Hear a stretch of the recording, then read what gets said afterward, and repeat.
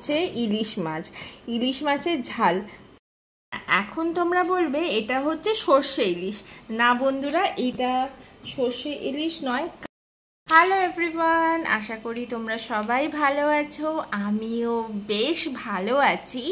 বাইরে পড়ছে প্রচণ্ড বৃষ্টি, আর বৃষ্টির দিনে ইলিশ মাছ খেতে কার না ভালো লাগে, তাই না? তো আজকে আমার মেনুতে কি কি আছে তোমাদেরকে আমি দেখিয়ে দিই, কারণ কিছু স্পেশাল কিছু রান্না করলে আমি তো তোমাদেরকে একটুখানি দেখিয়েই খাই।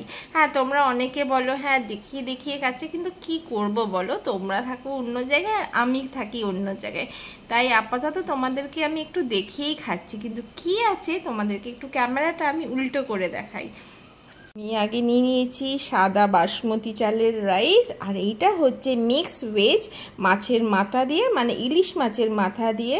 সাথে আছে আমার ফেভারিট কাঁচা লঙ্কা, আর আছে শুক্তোটা বড়ি দিয়ে খেতে কিন্তু বেশ ভালোই লাগে। আর এইটা হচ্ছে ইলিশ মাছের ঝাল।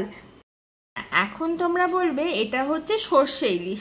না বন্ধুরা, এটা সর্ষে ইলিশ নয়, কারণ আমি সর্ষে একদমই খেতে পারি না, তাই আমি সর্ষের বদলে আমি এটা পোস্ত দিয়ে বানিয়েছি।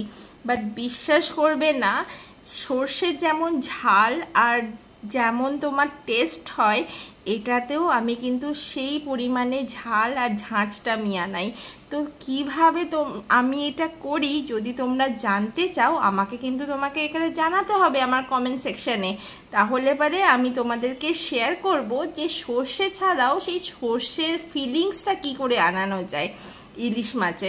কারণ ইলিশ মাছের ঝাল হচ্ছে একটা আলাদা একটা টেস্ট হয়, তাই না? তো সর্ষে ছাড়া ঝাল কি ভালো লাগতে পারে?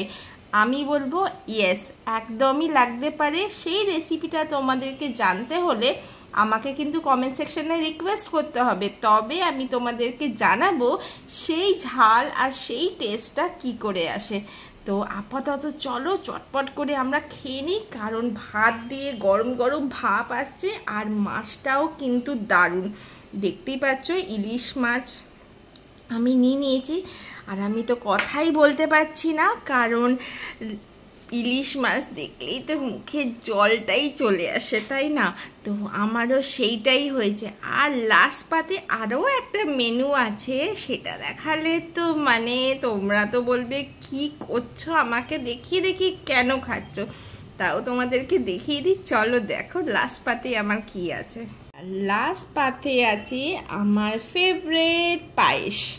হ্যাঁ, এই পায়েসটা আমিই বানিয়েছি। সানডে মানে একটু এলাহি ব্যাপার, তাই না? তার উপরে বৃষ্টি পড়লে তো আলাদাই সেই মজা।